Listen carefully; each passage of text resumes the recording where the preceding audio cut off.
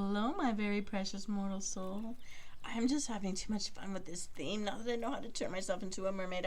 Yes, I'm an elf. I'm an elfin mermaid lady. I'm a belf mermaid, and I'm not sorry.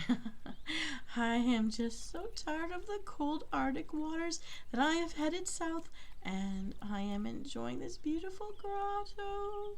Natural warm springs, waterfalls aplenty, sunlight on top of me, moonlight in the evenings, and giving my tail a big stretch. I wanted to tell you about the many thousands of years of history and humans telling tales about the half-human, half-marine being called the mermaid, the selkie, the finfolk, who drift ashore and beat up and drag down all those wonderful sailors out there down deep into the deep dark oceans.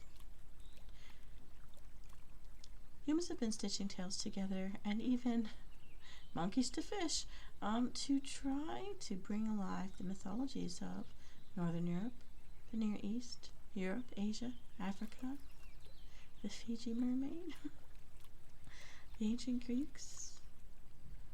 Oh, humans have been fascinated with creatures like me for quite some time.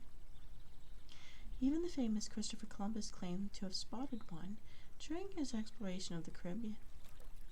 Since then, mermaid tales, mermaid stories, no pun intended, have become popular subjects of art, literature, even Disney's got one. Oh, I'm thinking of literature. Hans Christian Andersen's well-known fairy tale, The Little Mermaid, is in the public domain, and guess what, kiddies? It was written in 1836. Mermaids have been depicted in operas, paintings, films, books, comics, statues for quite some time. So I want to tell you, I hope you're getting comfy over there. Don't forget to hydrate. Water is our best friend. I want to tell you about some of our earliest mermaid tales. Not this one. No, mine's still a secret. But maybe one day. In the earliest mermaid tales, Daialias emerged in ancient Assyria, in which the shame goddess Argatis transformed herself into a mermaid for accidentally killing her human lover. The male equivalent of the mermaid is the merman, and both genders had a habit of falling in love with humans. These relationships in so many tales usually end up with tears and heartbreak. Many of the emotional and psychological attributes of the earliest mermaids were projected into the sirens of Greek mythology. But these magic oceanic creatures were also associated with powerful natural events like storms, floods, shipwrecks, and drownings at sea. Today, I don't want to tell you another tale that you already know, so I'm skipping the story about the Little Mermaid. And I want to tell you about lesser-known English mermaid tales from Exeter and Exmouth. I'm thinking they call it Exmouth. Well, the northern Scottish islands of Shetland and Orkney could be called centers of European mermaid folklore. In 1737 AD, a bizarre event occurred in the southern English waters near Exeter. It would haunt 8 fishermen for their entire lives. On Thursday, November the 10th, 1737, at a fishing ground called Topsham Bar, a group of 8 fishermen had been traveling all morning. When they hauled their nets aboard, they were startled to discover a creature of a human shape having 2 legs. All 8 witnesses were interviewed independently. To the word, they all stated that the creature leaped out of the net and ran away.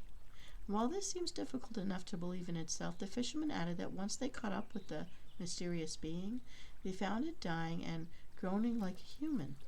One of the fishermen told police its feet were webbed like a duck's, and it had eyes, nose, mouth resembling those of a man. Yet it had a tail like a salmon and was around 4 feet high. This creature did not fit classic or archetypal descriptions of mermaids, in which the creatures were generally humans who wore sealskins, which transformed them into half-human, half-marine type creatures. The Exeter incident was curiously different, and the description of the creature was corroborated by all 8 of the fishermen. 2 legs placed below the waist, with hints of animalistic features, like webbed-in scaling around the lower legs. Then in 1812 AD, in Exmouth, near Exeter, a fisherman called Mr. Tupin and his crew claimed to have heard music which appeared to be coming from a creature which was human-like with a fish tail. This is more in line with the classic mermaid tales of sirens, and after legendary singing of fishermen, often luring them into their watery graves. Mr. Tupin's account said that they were drawn to a singular noise, impossible to describe fully but comparable to a wild, tinkling harpsichord melody. Mr. Tupin described the creature as having 2 arms, which it had used to great agility, which terminated in 4 webbed fingers on each hand. He further detailed its characteristics as a long oval face, seal-like but more agreeable, and hair seemed to crown its upper and back head. In length, according to Tupin, it was about 5.5 feet tall, and it appeared to be cavorting playfully near the vessel before, after 3 quick plunges, it swam rapidly away and was lost to sight. Attempting to lure the beast closer to the fishing boat, they threw boiling fish into the water. Only 11 years later, in 1823, again in Exeter, a spate of mermaid sightings were reported in the River Exe, including witnesses who testified to having seen a creature which, just like in 1737, reported as having 2 legs placed below the waist with animalistic features. Another report described a creature which bore from the waist downwards a resemblance to a salmon, and that it ran from the bemused onlookers till it was knocked down and killed, according to a report in the Devon Times. Now, we do know a little more with science and medicine these days that it's very possible there were humans that had certain kinds of diseases that would bring about those webbed looks. And I hope that wasn't the case. But let me tell you more.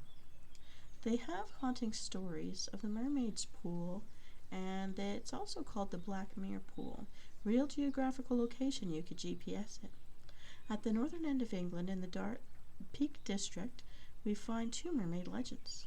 The first is said to have occupied the Mermaid's Pool, situated just below Kinderscout in the High Peaks.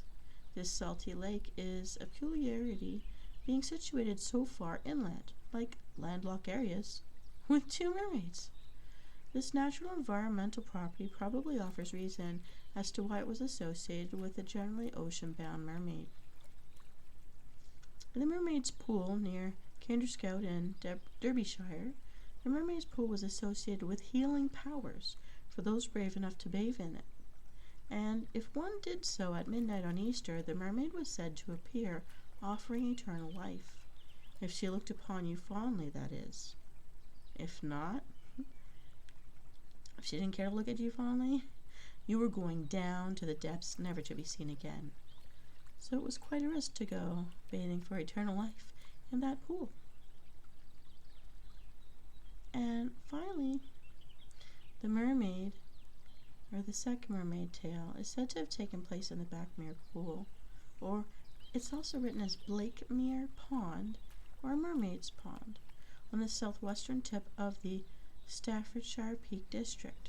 It's a small, almost circular natural lake about 50 yards or meters across, situated 6 miles or kilometers northwest of Leek. Said to be bottomless, one legend states that the mermaid came here hundreds of years ago by a sailor from the nearby town of Thorncliffe. In this rendition of a classic Greek love story between water nymph and seafarer, after the sailor's death, the mermaid grew angry, but she was unable to return to the sea, so she haunted the lake, seeking revenge for her lover's death. This legend might have been inspired by a real-life event in 1679 AD, when a woman who was a peddler was dumped in this pool by a local serial killer. Attempting to separate fact from fiction, in 2013, a guy named Mr. Philip Davis of Stoke-on-Trent, a member of the committee of the North Staffordshire branch of the British Sub-Aqua Club, adorned a frogman suit and determined that this lake was not actually bottomless, and in fact, at its deepest point, the pool was no more than 7 feet deep and has a muddy bottom. I guess, you know what, in a generation of landlocked people who weren't swimmers, that's You only need a few inches to drown it. So just don't drown. Be careful, everybody. Don't fall asleep in your bathtub. Now, Blakemere is small and natural lake in Staffordshire in England. The pond is the subject of an enduring legend that claims that the water is haunted by the ghost of a mermaid. Another darker mermaid tale surrounding the same lake tells of a local man named Joshua Lynette, and he was rejected by a young, beautiful woman. Unable to deal with his pain of this rejection, he accused the woman of being a witch. Uh-oh, you know what happened during all those witch trials once upon a time. He managed to convince the local people to drown her in the Blakemere Pond because she rejected him. And as she was drowning, the young woman cursed Joshua. 3 days later, his body was found floating in the pool with his face covered with claw marks, believed to have been caused by the demon Mermaid. This malevolent spirit is believed to many to still haunt the Blakemere pool today, and attempting to rationalize with this, it might be the case that the poor woman was a mermaid rather than a mermaid. I don't know if we should laugh at that, but it's sad what real things are behind things that spin into legends of fanciful nature or sci-fi. It is sad that there are some people that have drowned there, and sad for the reasons why, and just glad that most people are having a better day than that, especially these days. Oh man, what a time to be called a witch. I guess if she had been a mermaid, she would have gotten out of that, gotten away, I suppose, I don't know. Well, if you're curious and you'd like me to read Hans Christian Andersen's actual Little Mermaid, the one written before Disney got his hands on it, let me know in the comments below. And what kind of stories do you want me to tell? I guess I've stopped doing the tuck in and chill, and I've kind of been doing a soak and chill instead because it's so cold out there, and I'm not sorry at all for getting a nice hot bath to soothe myself. So before I sign off today, everyone, I wish for you to hydrate, and I'm going to raise my cup. If you can hear it, I've got a straw in it. There, I'm spinning it. I made a slushie today, ice cubes and water. Crushed all my ice up.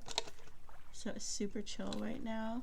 And I love just soaking in a hot tub while I'm sipping on ice cold water. I don't know, it's messed up, I don't know, but it just makes me feel so refreshed and hydrated and soothed and comforted.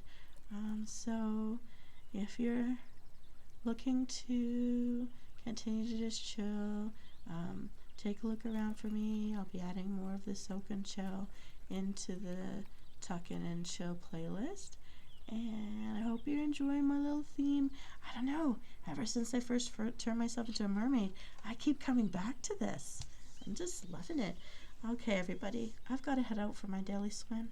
So have a great night. Take care of yourself. You're worth it. And I'll see you next time. This is Venus Callida, signing off.